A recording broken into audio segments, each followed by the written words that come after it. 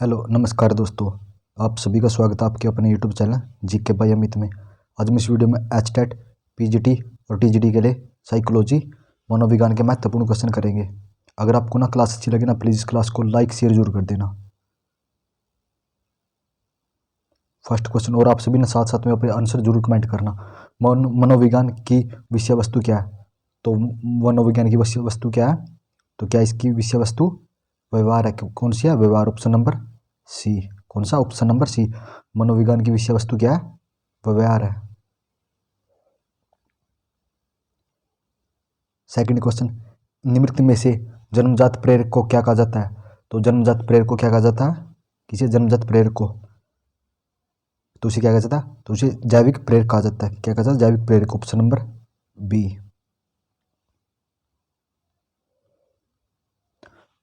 Question number 3, मानव विकास किसका परिणाम है? तो मानव विकास किसका परिणाम है? तो इसका दैवीय इच्छा का। कौन सा का? दैवीय इच्छा का। Option number D. नेत्रगोल की सबसे बाहरी परत क्या है? तो नेत्रगोल की सबसे बाहरी परत कौन सी होती है? कौन सी होती है नेत्रगोल की सबसे बाहरी परत? तो आप सभी ना इसका जरूर आंसर कमेंट करना। विलंबित प्रक्रिया का अध्ययन किसने प्रारंभ किया था? तो विलंबित प्रक्रिया का अध्ययन किसने प्रारंभ किया था? तो किसने किया था? हंटर ने। किसने? हंटर ने। Option number D. नेक्स्ट, खेल समूह किस रूप में जाना जाता है? तो खेल समूह को किस रूप में जाना जाता है? तो किसके रूप में जाना जाता है खेल समूह को? तो प्राथमिक समूह के रूप में जाना जाता है। ऑप्शन नंबर ए। नेक्स्ट, सामान्य मनोविज्ञान किसकी व्याख्या है? तो सामान्य मनोविज्ञान किसकी व्याख्या करता है? तो किसकी व्याख्या करता है सामान्य मनोविज्ञान? असामान्य व्यवहार की। किसकी? असामान्य व्यवहार की। Option number C. Question number 8, व्यक्ति की चिंता प्रकृति मुख्य किस पर आधारित होती है?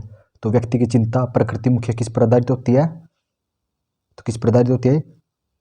शारीरिक रसायन पर आधारित होती है। किस पर? शारीरिक रसायन पर। Option number B. अनुकंपी तथा पूरा अनुकंपी विभाजन किसके अंतर्गत आता है? तो अनुकंपी और पूरा अनुकंपी किसके अंतर्गत आता है? तो ये केंद्रीय नाड़ी संस्थान के अंतर्गत आता है। ऑप्शन नंबर सी।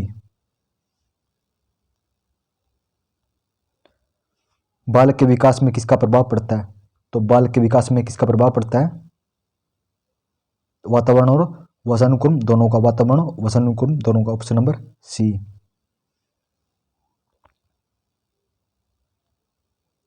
थायराइड के अनुसार किसका नियम गौण है? तो थायराइड के अनुसार किसका नियम गौण है? तो अभिवृत्ति का नियम गौण है। ऑप्शन नंबर सी।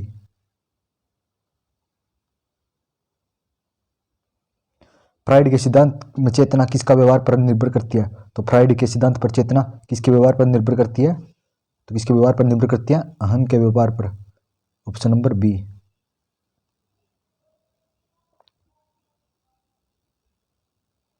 धारण शक्ति कितने वर्ष पश्चात कम होने लगती है? तो धारण शक्ति कितने वर्ष के पश्चात कम होने लगती है? तो ये 50 वर्ष के पश्चात कम होने लगती है। ऑप्शन नंबर ए। बुद्धि लंबी का सूत्र किस मनोवैज्ञानिक ने दिया था? तो बुद्धि लंबी का सूत्र किस मनोवैज्ञानिक ने दिया था? तो ये विलियम स्टर्न ने दिया था। किसने? विलियम स्टर्न ने। ऑप्शन नंबर ए। किसी समस्या के अपेक्षाकृत सहसा समाधान को क्या कहते हैं? तो किसी समस्या की अपेक्षाकृत सहसा समाधान को क्या कहते हैं? तो इसे क्या कहा जाता है? तो इसे सूझ कहा जाता है। Option number B. बच्चों का समाजीकरण मुख्यतः किस में होता है? तो बच्चों का समाजीकरण मुख्यतः किससे होता है? तो किससे होता है बच्चों का समाजीकरण मुख्य? तो ये समाजीकरण आपसी सहयोग से होता है। Option number D.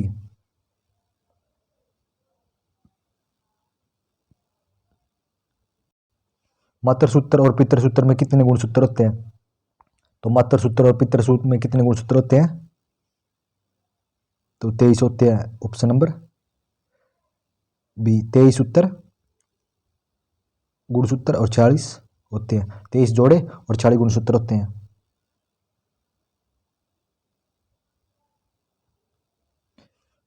समाज मनोविज्ञान किसके अध्ययन के रूप में परिभाषित किया जाता है? तो समाज मनोविज्ञान किसके अध्ययन के रूप में परिभाषित किया जाता है? तो किसके रूप में परिभाषित किया जाता है? सामूहिक रूप से व्यक्तिगत व्यवहार पर, सामूहिक रूप से व्यक्तिगत व्यवहार पर, ऑप्शन नंबर ए। वंशानुक्रम का चरित्र पर प्रभाव संबंधी अध्ययन किसने किया था?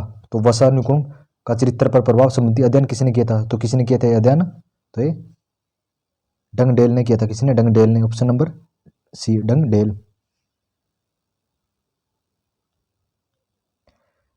प्रभावशाली बालक की बुद्धि लंबी मतलब आईक्यू कितना होता है? तो प्रभावशाली बालक की बुद्धि मतलब प्रभावशाली बालक का आईक्यू कितना होता है? तो कितना आईक्यू होता है इसका? तो 140 से अधिक होता है, ऑप्शन नंबर डी। साहचर्य के गौण के नियम किसने बनाए थे? तो साहचर्य के गौण के नियम किसने बनाए थे? तो गौण के नियम किसने बनाए थे? अरस्तु ने, ऑप्शन नंबर ए। निम्नलिखित में से सबसे महत्वपूर्ण भाग कौन सा है? तो निम्नलिखित में से सबसे महत्वपूर्ण भाग कौन सा है? तो इनमें से सबसे महत्वपूर्ण भाग कौन सा है? तो सीखना सबसे महत्वपूर्ण भाग है, ऑप्शन नंबर डी। स्मृति हेतु क्या आवश्यक है? तो स्मृति हेतु क्या आवश्यक है? तो स्मृति हेतु क्या आवश्यक है?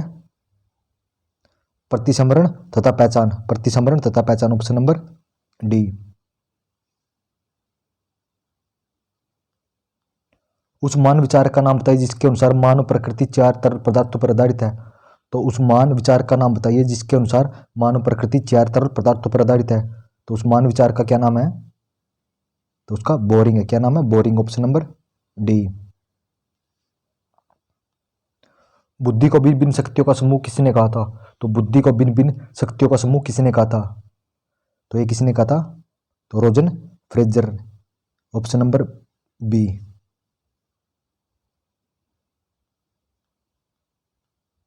संवेदना एक मनोवैज्ञानिक कथन है, यह किसका विचारक है? तो संवेदना एक मनोवैज्ञानिक कथन है, तो ये किसका विचारक है?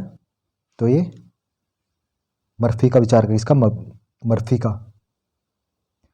का विचारक, ऑप्शन नंबर डी। उत्पादक कोष का विकास किस क्रम में होता है? तो उत्पादक कोष का विकास किस क्रम में होता है? तो उत्पादक कोष का विकास 3, 4 और 6 क्रम में होता है, ऑप्शन नंबर बी।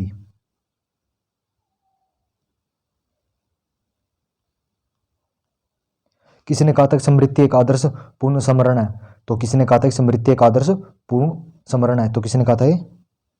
पैवलाव ने। किसने? पैवलाव ने, ऑप्शन नंबर डी। सूझ के सिद्धांत को किसने जन्म दिया था? तो सूझ के सिद्धांत को किसने जन्म दिया था?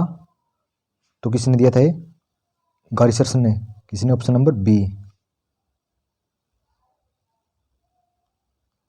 संवेदना का प्रत्यक्षीकरण किस पर आधारित होता है? तो संवेदना का प्रत्यक्षीकरण किस पर आधारित होता है? तो ये आकृति पर आधारित होता है, ऑप्शन नंबर बी। एक असामान्य व्यक्ति को कैसे ठीक किया जा सकता है? तो एक असामान्य व्यक्ति को कैसे ठीक किया जा सकता है? तो चिकित्सक के द्वारा ठीक किया जाता है, ऑप्शन नंबर बी।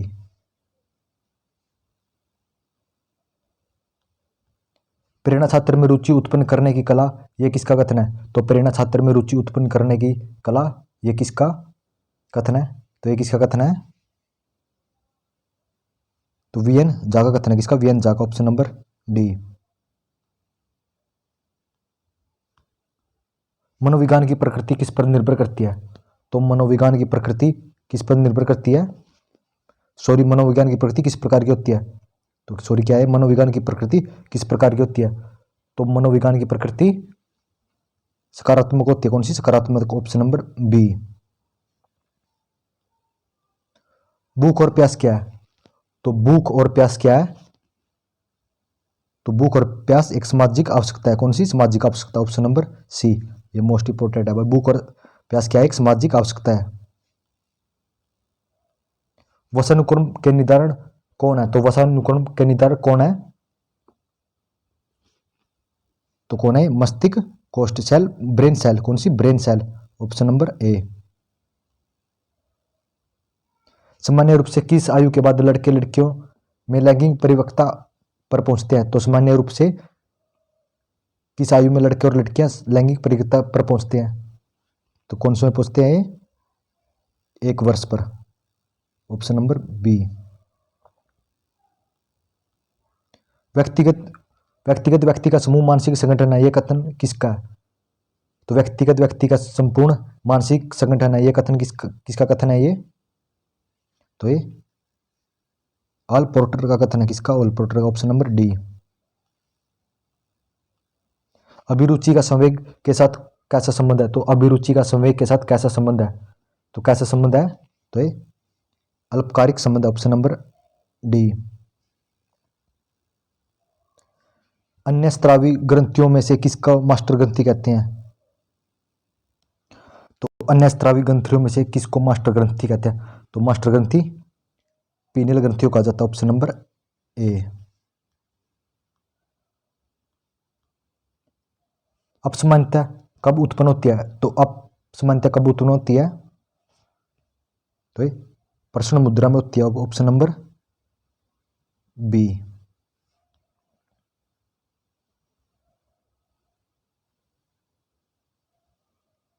वसनगुण व्यक्ति की जन्मजात विशेषताओं का पूर्ण योग है, यह कथन किसका? तो वसनगुण व्यक्तियों की जन्मजात विशेषता का पूर्ण योग है, यह कथन किसका है? तो ये वेद प्रकाश वर्मा का कथन है। किसका? वेद प्रकाश वर्मा का कथन, ऑप्शन नंबर सी।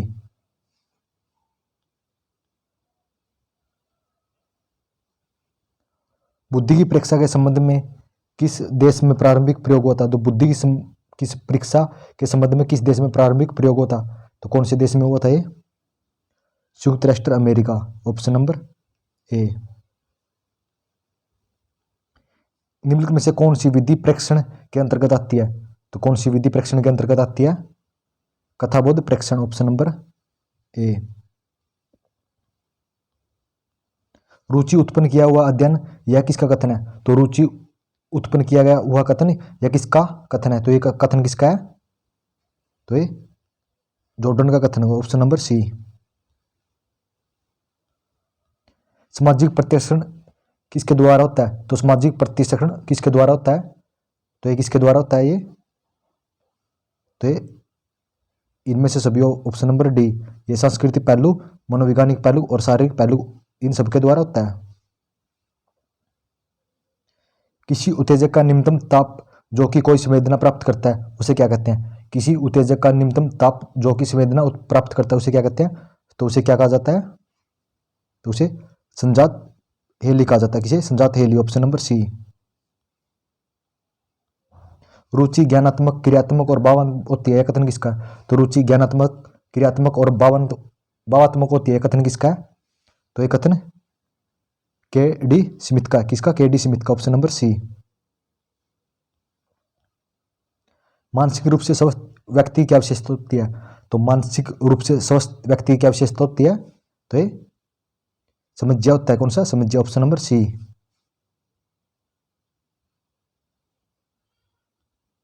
प्यार के अभाव में एक बच्चे में किस प्रकार के परिवर्तन होने की संभावना रहती है? तो प्यार के अभाव में एक व्यक्ति में किस प्रकार के परिवर्तन होने की संभावना रहती है? तो क्या होती है? झूठ बोलना। क्या? झूठ बोलना, ऑप्शन नंबर सी। एक नेता किस प्रकार सम्मान पा सकता है? तो एक नेता किस प्रकार सम्मान पा सकता है? तो ये शक्ति द्वारा पा सकता है, ऑप्शन नंबर ए। तो धन्यवाद दोस्तों, आप सभी कमेंट कर बताना कि आपको क्लास कैसी लगी। अगर ये अच्छी लग रही है तो प्लीज़ लाइक, शेयर और अपने ना कमेंट जरूर कर देना। और अगर इस क्लास की पीडीएफ चाहिए ना तो GK by Amit Telegram channel join कर लेना।